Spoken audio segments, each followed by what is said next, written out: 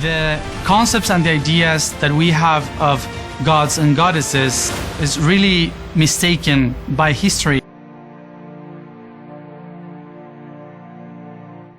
Then I turned to see the voice that spoke with me. And having turned, I saw 7 golden lampstands, and in the midst of the 7 lampstands, one like the Son of Man, clothed with a garment down to the feet and girded about the chest with a golden band.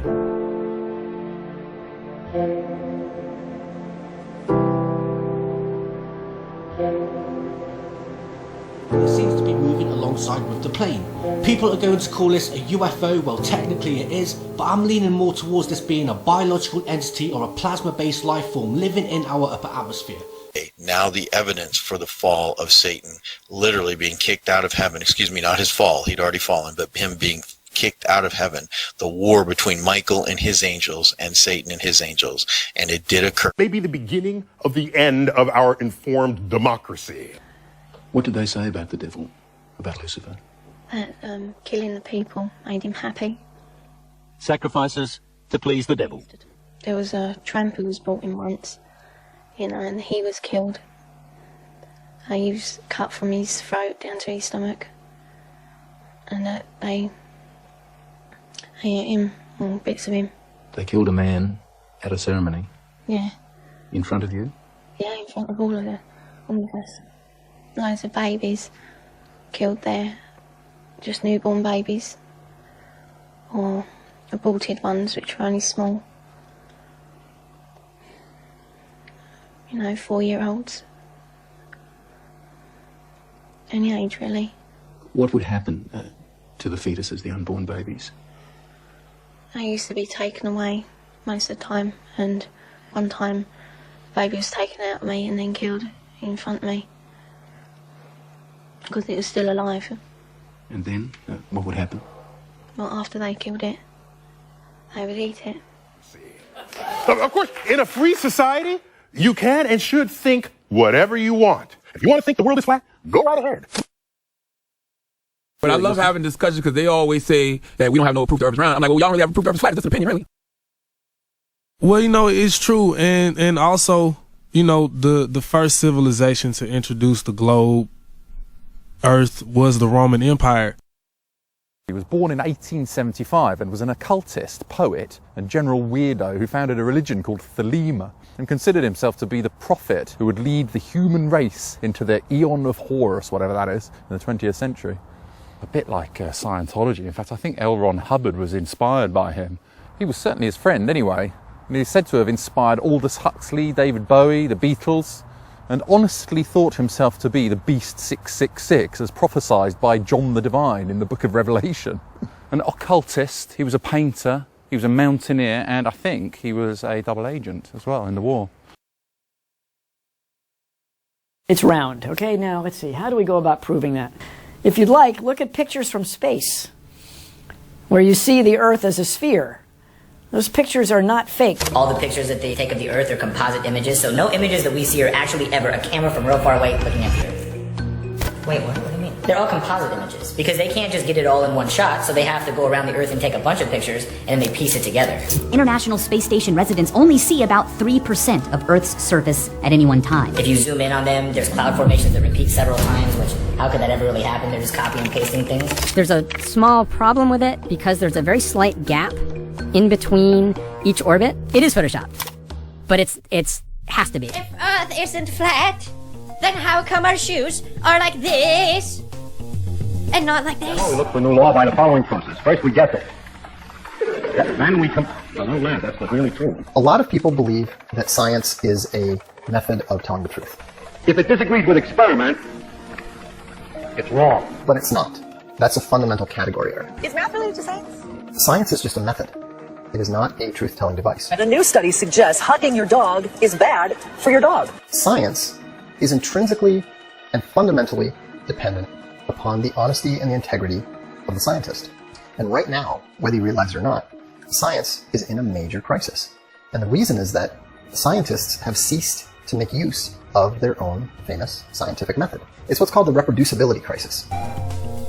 it seemed to me that for some reason, most of the evils started in the 15th century that we experience today. Most of the lies that still encapsulate our world started then. Then in the 1600s, they got worse.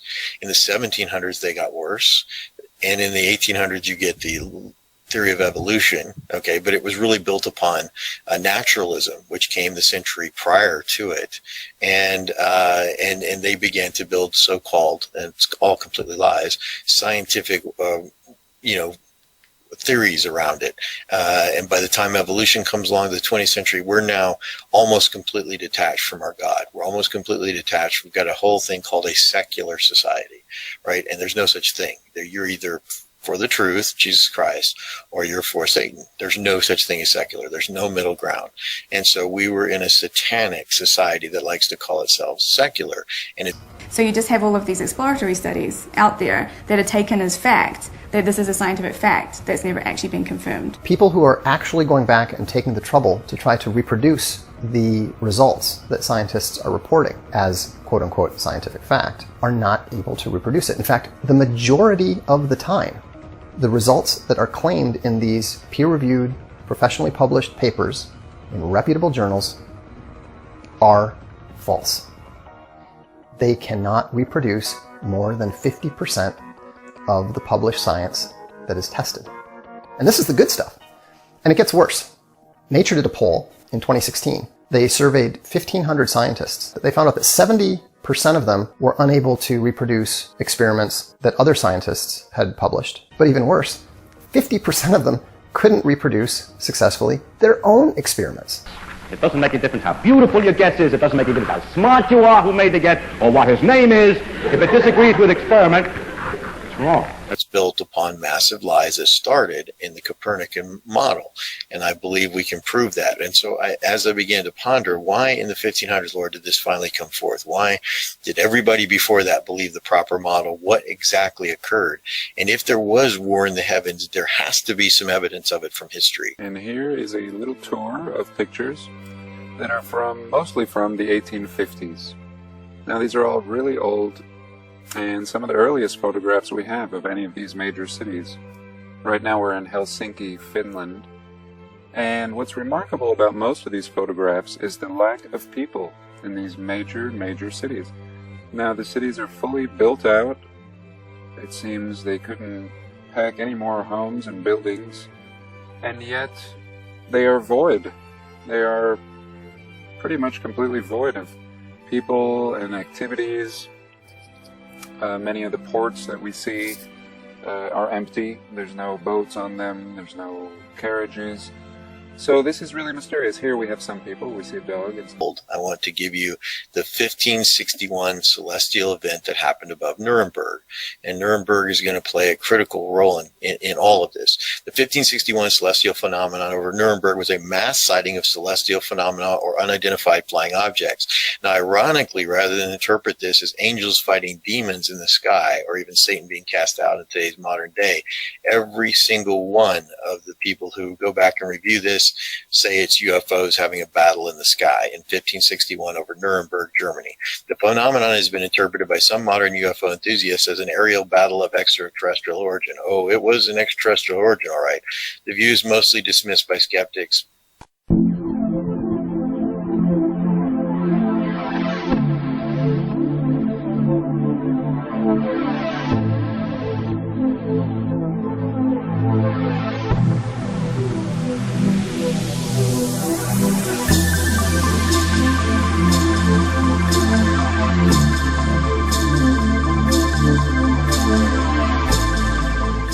Santa Claus kicks and deals.